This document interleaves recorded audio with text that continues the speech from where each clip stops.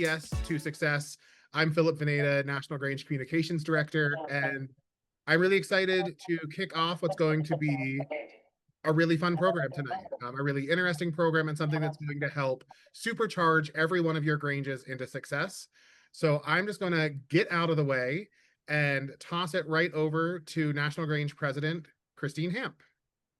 All right, thanks, Phil, and hello, everybody. I am coming live from the 136th Annual Convention of the Washington State Grange, and I know that there's several others on the screen out there that are doing the same from hotel rooms and RVs right now, and then the rest of you from around the country. But the super excited tonight for the webinar that we've put together for you. And just a little bit of introduction first. As part of the National Grange's ongoing commitment to strengthen rural communities, to support local leadership, and to bring new energy into the Grange, we are pleased to once again offer Rural Life Initiative grants for 25 and 2026 in two different sizes.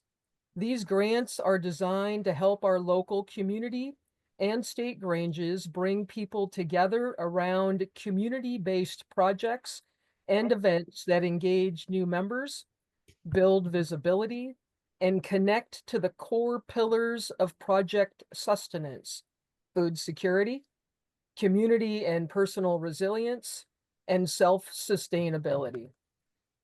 The summer grant option offers $1,000 for short-term event-focused projects that you will do between July and September of 2025, while the larger grant option provides $5,000 for more ambitious, outreach-focused efforts that run through the end of the year.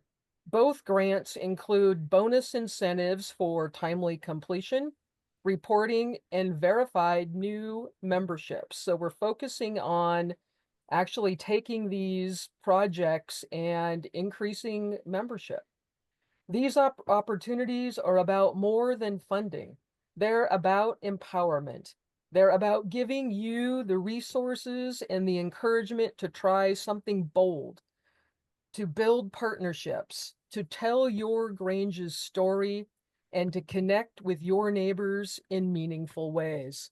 And with that, I'm excited to introduce two people who have been instrumental in lifting up and cheering on this initiative from the very beginning: Beth Westbrook and Nona Bear. As many of you know, Beth and Nona have been the pep squad for the Rural Life Initiative since its inception in 2023. And as they'll tell you themselves, their enthusiasm for it and its potential continues to grow. They are resources you can count on and call on, whether you're looking for ideas to market your event, to raise money creatively, to promote your Grange, or to advocate for a cause that matters to your members.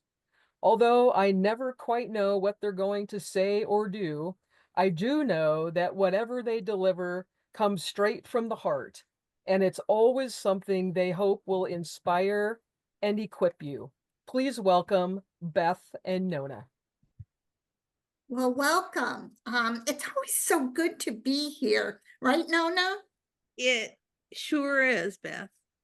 Well, tonight we decided to do something a little bit different, and different from the other webinars. We're really going to focus on increasing participation at events, because we know with increased exposure and participation, you're more likely to increase membership.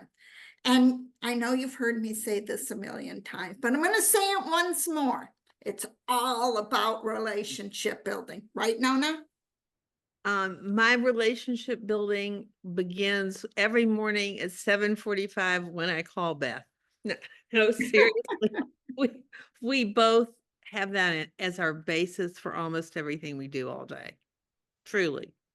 Well, to get started tonight, I thought it might be a little fun for Nona and I to do a little role playing. And I want to set the stage that we are not professional actors, and this is not an Academy Award-winning event. So please bear with me. Hello, Nona. Hey, Beth, how are you? I'm fine. Nona, you know how much the Grange means to me and how much I've been wanting you to join. What do you think if you join the planning committee with me for the next event? Beth, I know how wonderful you are and how much you love this, but do you remember I told you that I have 5 people coming to my house this week who are staying with me for a wedding, and that I have this big report due, and I don't have time to do meetings at night. I love you to pieces. I'm sure the Grange is a fine organization, but I can't do it. It's just too much. Okay, Nona. Well, thank you. I hope you have fun with your visitors, and I'll check in with you again soon, okay? Sure. Okay. Bye-bye. Have you guys ever had that happen to you where you think this person is a close friend, good neighbor, and so you think it's easy to reach out to them? That should be the easiest person you ask. And then you find out that, well, whether she's having visitors or not, she's kind of saying no. One of the things that I've learned over the years is sometimes it isn't so much about asking someone to participate, but creating an excitement and then drawing them in to come in and participate. Sometimes it takes, the situation. If you know they're in a situation where they'll be more receptive, that's good to know. If you start the conversation and you see that person is like really defensive and, holding back, it might not be the right time to ask. And certainly how you phrase something might make the difference. So we're going to try this again. Little different scenario with a little bit different tactic. Hello, Nona. Good morning. How are you? I'm fine. How are you? I'm great, thanks. I want you to know that I'm really excited because this week is the beginning of a series of classes hosted by my local Grange. And the first one is about watercolor painting. Oh, you know how much even though I don't think I have any talent, you know how much I love watercolor. I know you do. I know we've been to galleries where we've seen paintings and stuff like that. Now, you know me, I can't even draw a stick figure, but I wondered if you wanted to come with me. Absolutely. I am so glad you thought of me, because I remember like 2 years ago when I was going to take a class and I didn't have time. I have been thinking about that so much. I would love that. Where is it? It's at our local Grange. Oh. So it's not that far. I'm more than willing to pick you up. Listen, would that be something your grandkids would enjoy doing? There's programs for kids that day with watercolors. Oh my gosh, yes. I have 2 grandchildren who are really, actually 3, but one's at college, but I have 2 who are really interested in art. Beth, that is perfect. Well, And that's a chance for me to do something with them. I can't believe that's great. well, I'll tell you what, I will text you this evening, all the particulars, what time I'll pick you up. I hope the grandkids could come because I think they're going to have a lot of fun. I love it. Thank you so much. And I have to say, I've always wondered what a Grange building looked like on the inside. So I get to kill a whole bunch of birds with one stone. Thanks. An added bonus. All right, then. Well, then I'll be talking to you soon. Thanks so much. Bye-bye. Bye-bye. So did you see the difference in that? I know it's somewhat subtle, and most people will say, well, that's what I do already, Beth. But there is a difference in drawing people in. If people see that you're excited or that this really means something to you, if you mean something to them, whether it's a friend, a colleague, a family member, they're going to show a bit more interest. So when reaching out and starting to build those relationships, Start by thinking about those things. How excited am I about what's going to happen? How can I translate that excitement? How can I make it easy for them to participate? And then think beyond. If, like in Nona's case, I knew she was a grandmother, but maybe you're talking to a young mom, or somebody a young man who's come to work for you and trying to get their family integrated into the community. This all matters when you're relationship building. Nona, I'll turn it over to you. I think, first of all, those of you who know us know how much we would love doing a skit anywhere. We'll do one on a street corner. But apart from that, exactly what Beth has just said, we both use every day in our work. It is much easier to make something happen with another person if you know what entices them, what they're good at, what they're interested in, how they live their lives. And you probably know much more about it than you actually think you do. What we illustrated, or we're trying to illustrate there, is whether you're growing the size of your Grange, raising money, or just having fun, when you think about how you approach the other person in terms of where they're coming from, the chances of a good outcome are much, much better. And you want to make sure you are getting the best investment of your time and energy. The Rural Life Initiative is an open book. You can do almost anything you want to do. And many of you, every Grange I've ever read about does such interesting programs.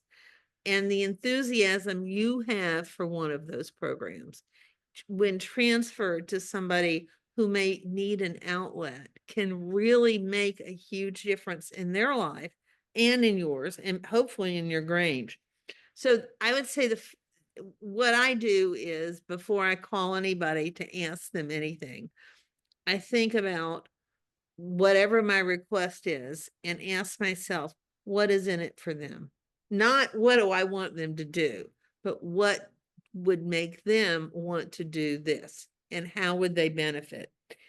And then a second thing, and this particular piece is really important in terms of raising money. What is easy for them to give? Is it their time? Is it their talent? Is it money? Is it food? Is it something out of a store?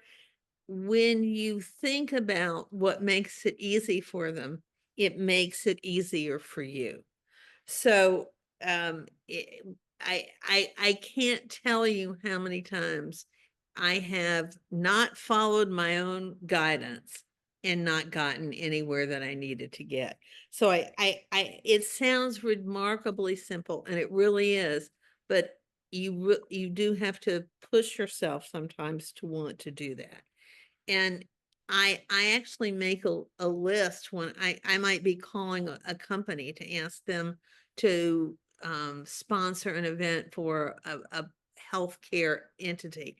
And they may not know anything about some rare disease that I'm wanting to talk to them about. But maybe I know that they have recently had a health issue in their family. Or maybe I know that they have a grandchild in medical school. Whatever it is, think about how you can connect and how you can relate what you want to them.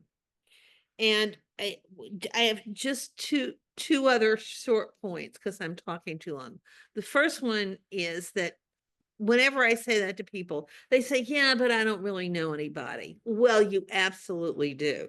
You know the people in your child's carpool, if you have a child. You know people from the grocery store. You know people from church. You know friends and neighbors. You know people from your kids' sports. You may even know the police that are in your neighborhood who watch over the community. You know a bunch of people. You got to write their names down and think about them, because all of them have interest. all of them have something they need, want, or enjoy. And if you can figure that out, you're going to be more than halfway there. And then finally, Beth and I have talked many times to each other and to others about how transactional life has become. You give something to somebody and you expect them to give you something back. You ask for something and you know that they're going to come after you. This is not about transactionalism. This is about doing something and continuing to do it because you're building a relationship, not a business agreement. So you have to both follow up with the person. Let's say I would say to Beth, I would love to go to this class, but I can't that night because I have to do X and I'm heartbroken. So Beth says, no problem. I will keep my eye open, and when something else comes up, I will call you. And then she does it. She follows up, but she also follows through by doing her own disciplining and making sure she's looking for something. So that piece, the first time you ask somebody to your Grange, they may not come. Even if they come, they may not feel like they've had a great time. Don't let them, you've got to let them out of the building. I don't mean don't let them go that way. Don't let the opportunity go. Support your effort with follow through. And remember that a relationship is not one and done. It's a continuing piece. But that is really how you can take whatever event you're already doing, and the Grange has incredible events, or whatever event or activity that will come from money from RLI, and you let that accrue interest in the form of new people joining the Grange. And and one last thing, some of you who heard me last year know how much I love calendars. And the best thing you can do also to support all of this is to promote your Grange and what it does. And one of your best tools is the calendar. Drop it off at the radio station, at the newspaper, in the community center, at the library, wherever there are people, and put it up. And tell people when they come, I'm glad you came for whatever the event is tonight, but remember, we're going to have a Halloween party and we're going to have pancakes with Santa. Use every moment to get people interested. Yeah, I want to reiterate the idea about the calendar as well, simply because, I thought the older I would get, the more time I would have. And I find even at this point in my life, my calendar fills up like that. So if I know something's coming up and it's on my calendar or I can see it, I'm more apt to participate.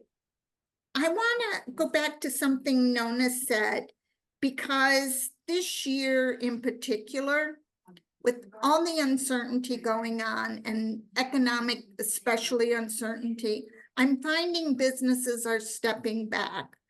It's not that they don't want to support the community. They feel terrible when I get out there and talk to them. It's just the not knowing what's coming down the road that causes them to be hesitant. So I still want you to encourage you to go out there and talk to people in local businesses, your local bank, your local PTAs, your local Boy Scouts and Girl Scouts. I would encourage you to look at events or things that they can participate in, because then there's that community building, but it also releases some of that guilt valve of, geez, I would have loved to financially support you this year, but I just am apprehensive and concerned about what's happening. So making a point to go out there and talk to businesses. I'm going to put Nona on the spot. I had the pleasure this past Saturday to have Nona come visit where I live. And I took her to some of my favorite places. But by the end of the day, we stopped at my favorite local winery. And Nona says to me as we're walking up, Beth, you are the mayor of Shenandoah Valley. And why She did you knows say that? every person who lives there. I'm not making this up. Every place we went, they knew her. And they treated me nicely because of Beth. But it was remarkable. And I wish I had filmed it, because people also, they didn't look at her and say, I know her, and walk the other way. They all looked up smiling and welcoming her. But they also knew that at some point I'd be knocking on their door, asking them to support something or to make a donation. But it's because of those relationships that every time I go out there, it gets easier. And one of the things that Nona and I often do when we're starting to create an event is we map. You want to talk about mapping, Nona? Because I think that's really helpful. I do, and it is a fascination of mine. But first, you can start anywhere. I start with either who I know immediately is going to be interested, or who is the kind of entity within the community that I want to have involved. And then I might include in that what business they're related to, or who they know that I know, or something I know about them, like where they went to college. Now, I do this corporately, and in my work, I do this corporately, and I write things like what products they make and who their Washington rep is. But you don't have to do it that way. What you're doing is building a map of that person and their relationships.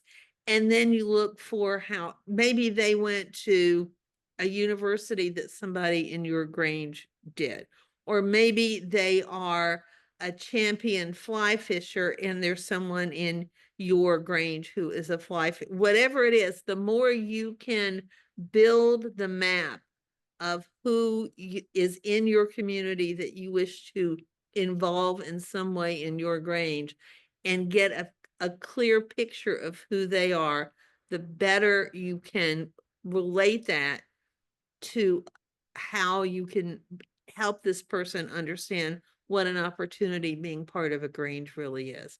And if you all do this as a group, first of all, everybody's going to groan, but it actually is really fun once you get doing it, because then you discover that somebody is your third cousin. There's always a surprise when you're doing this about some relationship that you did not know in the room with people that you've known very well. But it is a great tool, because then you see how you connect with a person, and it gives you an opening line when you go in, because it is terrifying. I mean, Beth and I ask people for money a lot.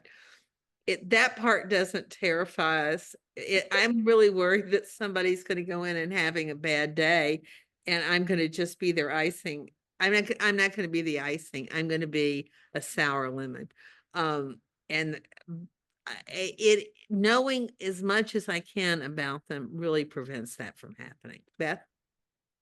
Yeah, and the last point I'd like to make this evening, kind of a long one. One is when you are going to ask for help or support or for somebody to join in, make sure, you've got that 30-second, I call it elevator speech, but 2 or 3 sentences about the Grange that it tells the person about your passion, why this matters to you.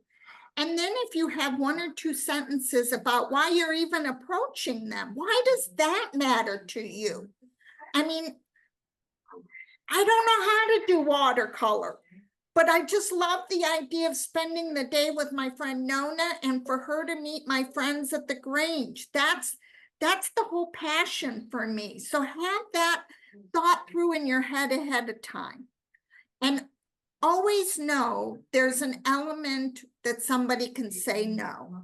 And at first that's scary, that you take it personally, you think, oh my gosh, what did I do wrong? I have learned to treat no as next opportunity. Whether it's my next opportunity to talk to someone else, or it's my next opportunity to come back and talk to that person, maybe on a different topic. So like Nona said earlier, don't ever let somebody say no or whatever and think that's the end of it, because that relationship should get built whether they say yes or no. For some reason in your mind, you thought they'd make a great Grange member. Don't give up on that. Pivot and go for the next time. Anything else you'd like to say, Nona?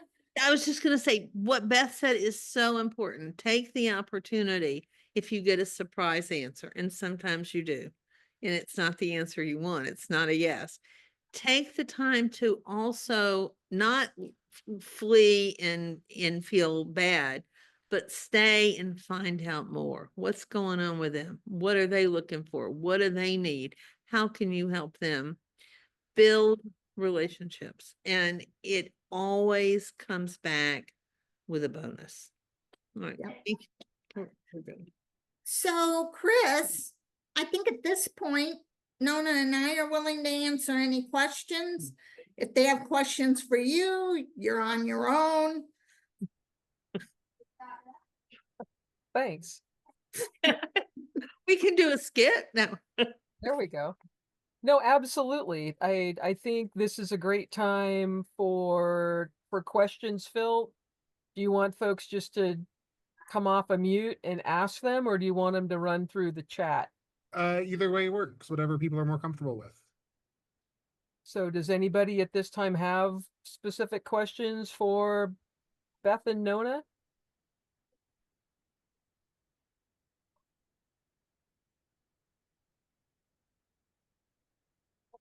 All right, make these two work. Yeah, I have a question. This is Joe from Hightstown Grange, New Jersey. I know you're talking about tailoring the questions for people when you're asking them to join a Grange, but can you speak on maybe tailoring your programs so that not only when you get members, you can keep them coming back? Tailoring, not just listening to what they say to get them in the door, but getting their involvement and tailoring your programs to what they're interested in. You want me to answer, Nona? Sure, and I'll you go. Well, again, from my point of view, that's all part of the relationship building. When they come the first time and you get to know them, you can ask questions like, you know, what things are you interested in? What are you looking for in your community? What would help you thrive wherever we live? Things like that. Start engaging them. People want to tell you what matters to them. But quite often we're so busy selling whatever it is we want to have happen, we're not listening. And just by asking them these questions, you're making them feel valid and valued, and they want to share what they know.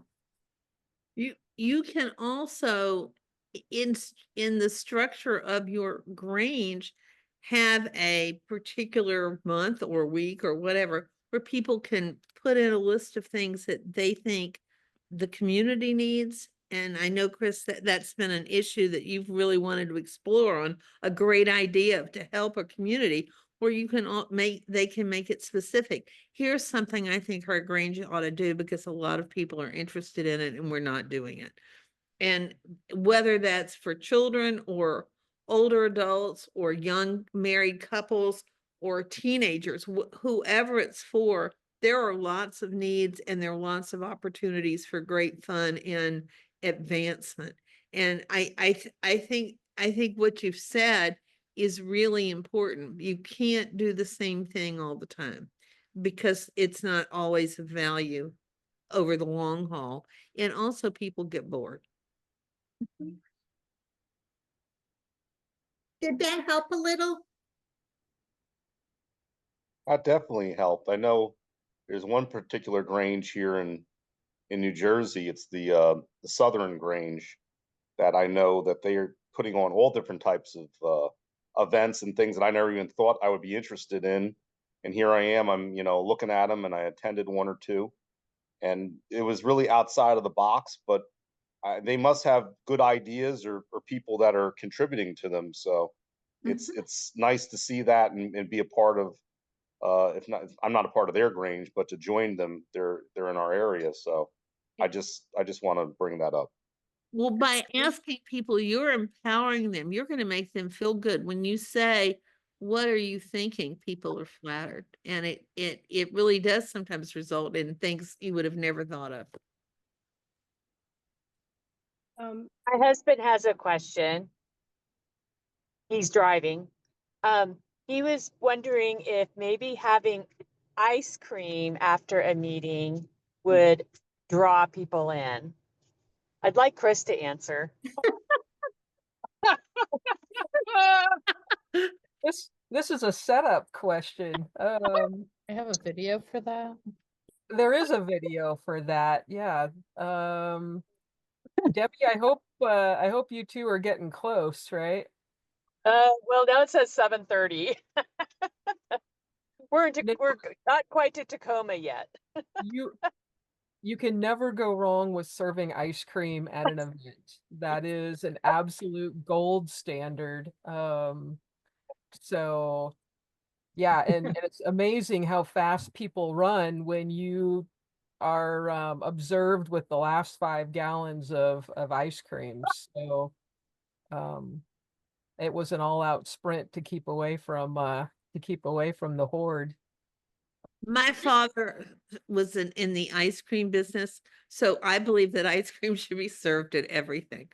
So And I'll just say one thing, one of my favorite events that included my children when they were younger was an event called the Scooper Bowl, where you came and they had 5 different flavors of ice cream that you could have in a bowl or a cone. And then you voted to see which was the winning ice cream for the evening. And it was just so much fun as a family. Like, we compared each other, we tried to cancel out each other's votes. So I agree. Ice cream does a lot to pull them in. Absolutely. So good question, Mark. I'm gonna add myself to the spotlight here for a second, to pull up some questions from our chat that are coming in. I have a request, Beth and Nona. I think this is more Nona, to go over the mapping again. okay. Let me do this. That. Yes. Phil, may I map you a little bit? Absolutely. Okay, so Phil lives in Pennsylvania. So I would put Phil, and I might guess at his age. I know his occupation. I just learned, having known him for a while, how active he is in the theater and how much he does. I would certainly put that in terms of interest. I might, and I when I visit somebody's office for the first time, and of course we do much less of that now post-pandemic, but when you visit somebody's office, look around their pictures. There might be pictures of that person with famous people. There might be pictures of their children or activities. There might be something from their college. There might be an award they've won. You can learn so much looking at what people have on display in their office. Don't ever miss that opportunity. Include that information. What you're trying to do is build as much as you can of a 360 of understanding. If you're doing it for a business in that community, look at see if you can find what other charity events or community events have they sponsored. What does this person's spouse do if they have a spouse? Where do their children go to school? Where do they go to church? Now, I mean, yes, you can say I'm incredibly nosy, and I would just say I'm interested in all aspects of everything. But the truth is, when you have that kind of information, it really helps you better target how to interact with this person in what they might be like, or how to phrase some questions. You also can do a kind of mapping. Well, let's say your Grange has some specific things they want to accomplish. They want to bring in more young adults. They want to bring in more families with children. or they have a lot of older adults and there's no seniors, whatever it is, you can also make a map of institutions in your community, organizations, churches, individuals, whatever, who is useful in whatever this particular issue is. So you can make a map of who you want to go to by looking at who are the touch points, the most important influencers from around that community that would have impact on the event. Let's say you have a Grange issue that relates to the use of public land, whatever it is.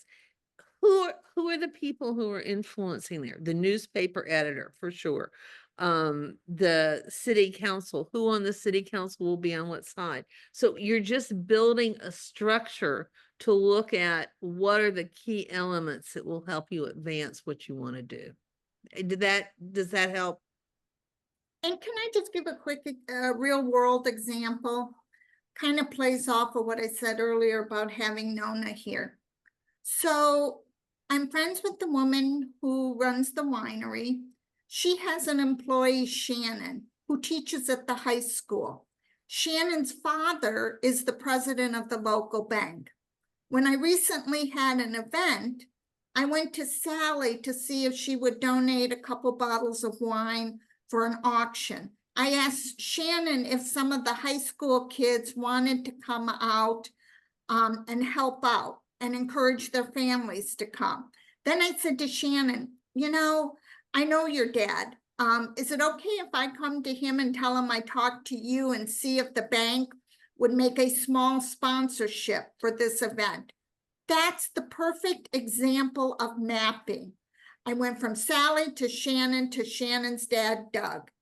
And so but I did it all ahead of time. It wasn't a coincidence that this happened. I sat down and took paper and pen and literally mapped out who I knew and how I was going to make those connections to create a more positive event. That's where mapping really is helpful. And when you went to the banker, you can say, I know your daughter has been kind enough. She's already helping. Well, he's not going to want to look bad in front of his daughter, but Right. it is such a useful tool, and it has a lot of ways in which you can make it work too. Great. I think I see some people who were trying to ask questions earlier, so I'm going to give them a chance and I'm going to unspotlight myself. I was going to say root beer float during the ice cream. Say that again? We did a root berry float with the ice cream the other day at a Grange meeting. Nice. That's a great example.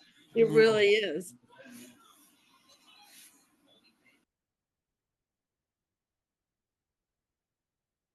Okay, I'm back. There's more questions. So this person said, might not be the forum, but I think it is. They face the need to raise $250,000 to save their Grange. I'm assuming they mean their Grange building. Can you direct them to ideas or resources? And I know we talked about some of these in, I think it was New Ideas, New Approaches, which was just Beth, about going after the major funders. But can you do like a 4.2-minute pitch on how to attract a major donor to invest in your Grange hall? Do you want to go, Nona? You want me to? You go first, and I whatever you prefer. But Beth does a lot of this. I know how to raise money from certain types of people, and Beth knows other types. So we'll make it that way. Beth, you go. So I think of those types of fundraising events much like a pyramid. That looks more like a Hershey kiss, but you get the idea. Where at the base of that is a lot of individuals making gifts. And so you start to think about how can I get community involvement in that type of fundraising. Generally, those are events, letter campaigns. If you can create a campaign within your media outlets, newspaper, radio, that's those. The mid-level is more of your, I don't want to say your major donors, but they're people that you've seen in the community support other initiatives. That again is where mapping comes in. I may not know Tom Smith, but I start to peel back the layers, and I know Karen, his neighbor. And Karen and I've worked on projects for school, for communities, for the theater. So I go to Karen and I start to have the conversation with her. Do you think Tom would be interested? And she goes, oh, I know Tom. Why don't I invite you and him and our spouses for dinner, and you can talk about it. So that's where you start to build that mid-level. The very top, the very big donors are going to, in many cases, take the most time to get to and to secure a large gift. I always, depending on this amount of money and how much time you have, I generally tell groups that's an 18-month mission on average. So that is, again, where you build your mapping, you see who's in the community, you start to involve yourself in like-minded activities. If they're very much involved in the Boy Scouts, you start to think who else that you know are in Boy Scouts. You look at if they're major gifts, you start looking at sites like Charity Navigator, the Better Business Bureau, and you can actually see where they give their largest donations. And then you start matching them to what you're doing. When you're thinking about larger campaigns like that, I really encourage you to build your triangle, make your layers, start your mapping, and start having those conversations with people, not asking them directly for money yet, but asking them to help you build these relationships. I hope that helps. Nona, do you have any other suggestions? I wanted to say again about the mapping that there are so many levels on which you can map, and you should first look at who you can count on the lowest level who will show enthusiasm by contributing. And because there is nothing better than to say, we already have 1,000 people in this county who have committed to supporting us. That is one of the strongest, right, Beth, is that Yes. when you go in that. And when you map, you don't want to just map people who have money. You want to look at companies, and then you want to study why would they, and who should they, and who works there that we know. And beyond that, you also want to look within your state, within your county, what foundations might be there and what state grants. There is a subscription service for state grants. What money is there that you may not have thought of that can be used for that purpose? And if you want, I don't mean to speak for Beth, but we'll be happy to talk to you Yeah. separately. Yeah, Absolutely. I would be more than happy to make myself available for some of the campaigns or programs you can initiate in the beginning and then build from. me too. Great. I want to ask one last question, and then I want to actually go take a look at the grant application here to end the night. So one last question from the audience, and that is somebody, Chris, I'm going to pitch this to you first, just so you're thinking. Somebody wants to know some strategies for building community resilience.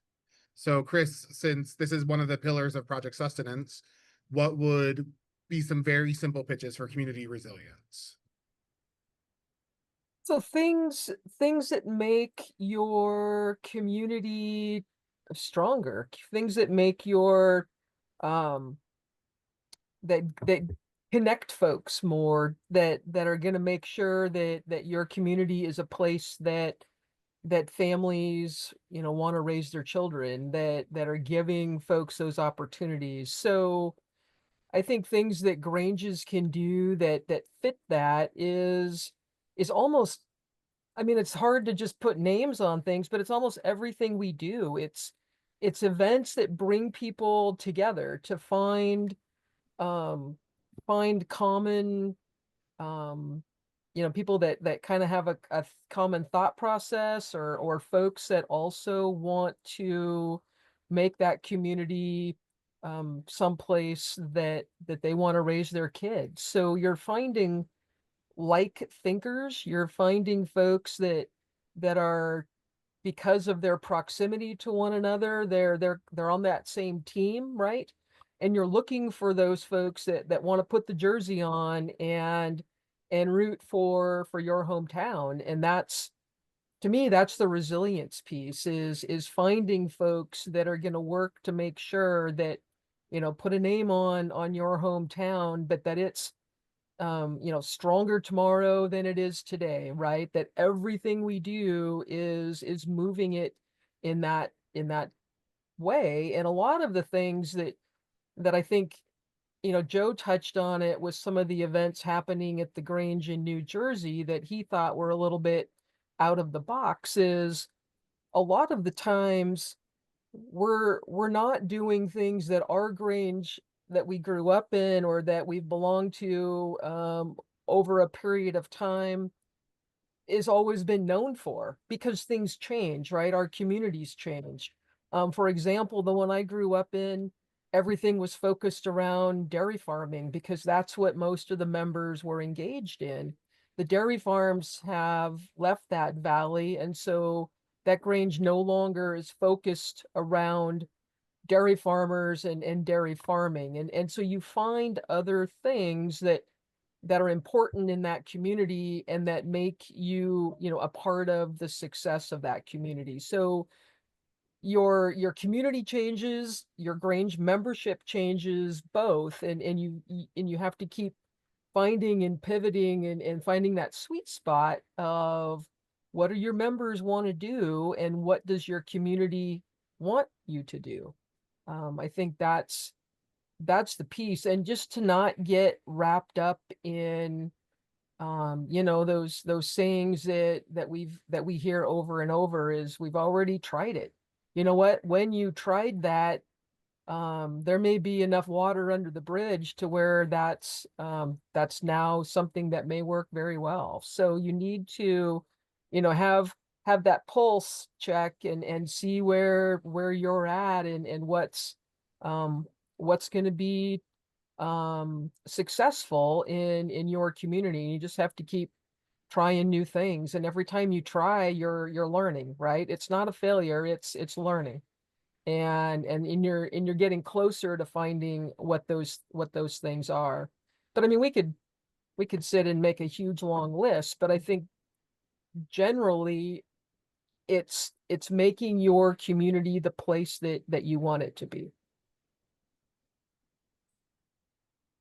I see Phil Prelli has his hand up here, so I'm gonna bring him in here for a second.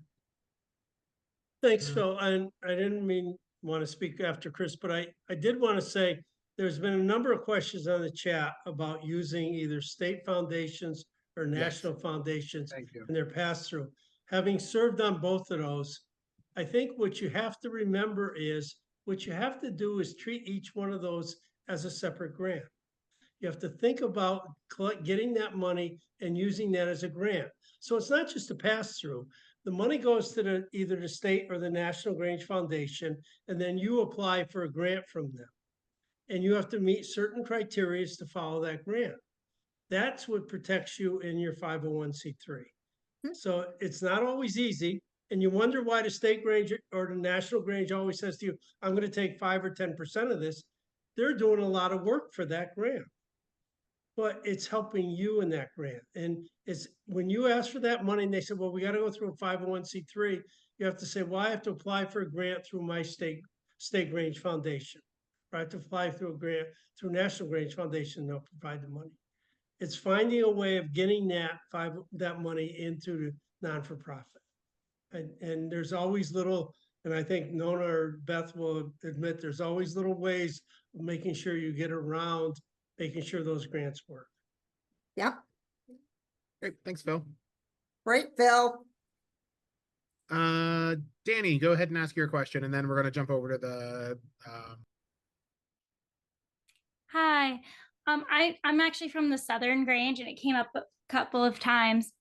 So one of the things I just wanted to mention is how we have out of the box events, in case people can learn from it, is we have a wide range of members of all different ages who are interested in all different types of hobbies or have different skills. And we try to like a member to say, hey, what are you interested in? How can we turn this into an event for the community? It keeps members involved and their friends who are involved in the same things as them. They come out to that. They get involved in that. Then they get to learn more about what the Grange is. And that's how we've been growing, and that's how we've been finding out of the box activities to do. So I really highly recommend to really just reach out to the Grange members and see what all of their interests are and how you can apply that to bring more people who would have the same interests in, because that's where you build up the excitement that was talked about earlier as well. So that's really just how we go about it. Yay, Danny. Yeah, where is your Grange? We're located in New Jersey, Howell, New Jersey. Got it. Good to know. Thank you. I just, as Love it it. came up, I wanted to just kind of mention how we've gotten to that point. Beth and I always look for out of the box. We often have trouble getting inside the box, but I don't fit well in the box, Yeah, so Nona, I you may guys- come to you, Danny, for ideas. yeah, no, we'll be visiting. there might as well be no box when Beth and Nona are involved. Sounds good. Thank you. Thank you. Okay, I'm in the chat. I am dropping the link to the Rural Life Initiative page on the National Grange website, which I'm now going to share as well. So this is updated, brand new information as of today. And it's kind of the basic walkthrough of the grant process. So like Chris announced at the beginning, we are offering 30 $1,000 grants and 2 $5,000 grants. So there are some caveats that come along with these applications. The 30 $1,000 grants are our summer grant program, which has to be completed and reported by the end of September. And the $5,000 grant program must be completed and reported by the end of December.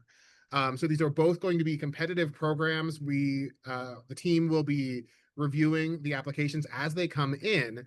So one of the reasons that it's such a short-term thing is because we are encouraging Granges to be as flexible as possible and to not have committee meetings over what color the tablecloths are and what style certain elements are going to be. We want you to find something, like Chris said earlier, find the things in your community that need to be addressed and find ways to address them. We want these to be new ideas. We want these to be partnerships. They need to be partnerships with another organization in your community, because you'll find that it will build you both up. So the grant application is actually very simple. I actually need to share a different screen because I will say that applications download as zip files. So if you have issues with opening a zip file, let me know, shoot me an email, and I will certainly help you out with that by shooting you the regular application. But we're gonna drop down to what's required in these webinars or in the application, and that's when I need to change to a different screen. So give me a second and find the correct one here. Here we go, the summer grant application. So these are fixed grant amounts of $1,000 a piece for the summer grants, with potential bonuses for every $50 for every new member who joins as a result of your program, $50 for completing your program by the deadline, and $50 for submitting your report on time. So basically, you're guaranteed $1,100 if you do the program. If you get the grant and you do the program and get things in on time, that's $1,100 for you. The application requires that you tie it to one of our elements of project sustenance. So that's food security, community resilience, and self-sustainability or community sustainability. Pretty much that's what Granges do. In any of those categories, you should be able to make a program fit there.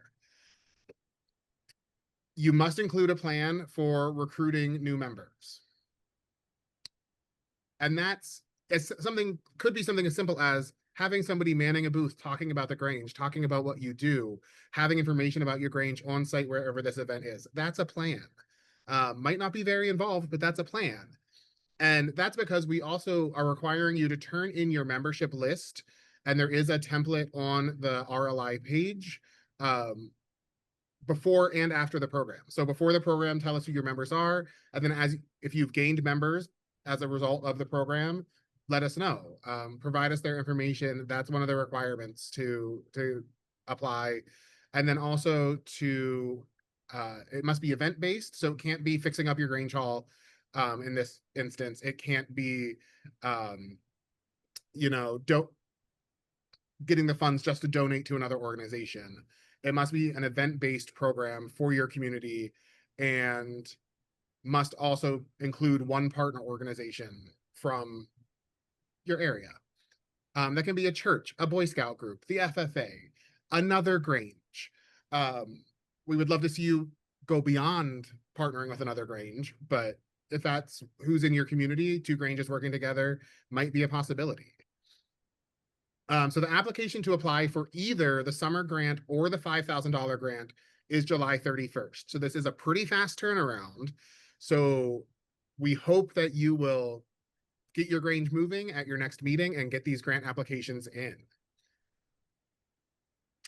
So you've already done step 1, you've watched the webinar. Step 2, these aren't required, but watch the 2 previous webinars. Shortcuts to Success and New Ideas, New Approaches, as well as the Sharing Grange Outside of Ourselves webinar that I did previously. Complete the forms. You have to turn in your ACH form when you apply, and that is the form that allows National Grange and Grange Advocacy to send the funds directly to you into your bank account. And then the proposal form, which is very simple, easy to complete. I'm not going to walk you through every process of this because it's kind of what we already do as Granges when we're planning an event. Figuring out who's involved, when and where it will happen, what supplies do we need, and then how the $1,000 or $5,000 if you're applying for that one will really help boost this program. So that was my five-minute spiel through all of this. Beth, Nona, Chris, any comments on this? Beth and I will have office hours, which we'll post so that you can, over the next few weeks, we'll have some, so you can call and ask us questions if you like. And I also just think of what a boatload of money, if you bring in 100 people, you're going to get. Beth and I will have to go out and raise more money. I don't know. But that we will do that joyously. We will pick everybody's pocket that we know. We do that anyway. And can I add something? Danny, if you are still on, if you would be willing to share like your top 5 out of the box ideas, sometimes that is all that's needed to stimulate people. Even tonight while we were presenting, the way my mind works, I'd already in my mind come up with like 5 ideas I want to try somewhere down the road. And so I think sometimes you just need somebody to kickstart you in the right direction. Hi, I'm still here. That's a good question because to me they feel so normal at this point. But I would say one of the biggest ones was definitely our singing bowl class that we had going. We haven't done that recently because the member who is doing that has been preoccupied and busy with some just life. But that's, if you don't know what that is, that's where there's different size glass bowls, and then there's like a little soft mallet thing that goes over them and it makes different noises, and there's supposed to be different frequency of noises, and you're supposed to just lay and relax and meditate for about 45 minutes and just take it all in and let all the negativity go. It's a very new age thing. That was so successful that last year we actually had an entire fair that was all new age related. Where someone came in and we had a free person doing like massages and stuff for one day. So I'd say that was probably our most out of the box that we've had in the last year. I'd be That's curious to great. see from Joe actually what he thinks are some of the other out of the box things, because everything else at this point to me is just like it's our normal thing. And a normal thing's fine too, everybody. One of my favorite things to volunteer at is the Safety Bicycle Day. You know, where the local police department comes out, the kids can bring their bikes, there's a bike checkup, you know, they talk about the rules of the road and things like that. And again, that's where ice cream can come in handy at the end of that. But that's not really out of the box. That's an everyday thing for a lot of people. So I encourage you, and again, Nona and I are here. If you're stuck, if you just need what's the next step, we'll be glad to give you ideas or suggestions or things like that. I will include Beth and Nona's email addresses in the follow-up email that everyone will get tomorrow. So feel free to reach out to them at any point. We are at the hour mark, so I'd like to start wrapping up. I do want to thank Beth and Nona for their wisdom, their guidance, kicking this off. Chris, do you have anything you want to talk about RLI to wrap up? No, I want to thank Beth and Nona, first of all, for their time tonight and for their continued guidance and help with all things, not just RLI, but they're behind the scenes helping on an awful lot of things that make Grange better and stronger every single day. So thank you, ladies, for your time and vision and the mentoring that you do. It's amazing. And I want to thank every single one of you that have joined us this evening. I think we were right about the 100 mark. But more Saying 100 importantly, plus. was it? What did we do the plus? Was it plus? Plus, because I know this is streaming out, there are groups of people gathered watching Gotcha, this yep. in some spots. So Right. Well, if I showed it out the window, we got about 30 out here that are waiting for Taco Tuesdays. So, but no, I think the important thing is that there's that many people that are taking this back to their Granges, and those boxes are all different, right? I mean, they're different sizes and they're different shapes, and some people are in and out of them all the time and have kind of beaten them down, and others are kind of in the corner and they're still straight and square, and but everybody treats that box differently. And this is where you've got a chance to do something different, do something that challenges you, do something that makes you grow. Remember that saying that that comfort zone is comfy, but nothing grows in there, right? And so you got to get out of that to make things grow. And this rural life initiative, I'm thrilled that we've got funds to be able to do this through 2025. We're pursuing more funds, so keep your eye open for additional grant opportunities that will be in kind of parallel with these two. So there's going to be more coming, and it's going to flow into 2026, and we're hoping that this thing just keeps building that momentum, and we'll keep this ball rolling. But again, there's no more pilot project. This is nationwide. Every single Grange has the opportunity to participate, and we want to make sure that we get these funds out into your Granges and your communities to make sure that that those communities are where you want to live, right? That they're all that they can be, and everything more that you're going to bring to them. So that's the oomph behind this, is the fact that we're making these communities stronger with every single one of your applications. So, and just because, like I said, there's going to be some other parallel things starting to happen. So just because it may not be chosen for this first one doesn't mean that we're tossing it out. It may be a perfect fit for the next one that's coming. So don't give up on us, or don't give up on yourselves, but keep those ideas coming in, and again, we'll keep sharing and hoping that that momentum, I keep saying that, but that's what we're looking for here, is how do we get this momentum rolling, and bringing folks in, right? That's the piece that we've got to make happen, is transition from awesome events to membership. Great. Well, thank you, Chris. Thank you, Beth and Nona, again. Thank you all for spending part of your evening with us and being here tonight. So it was a great attendance. Look for tomorrow's follow-up email, and have a great night. I'm going to end it, and we'll see you all soon. Thank Thank you, you. Phil. Thanks, Phil.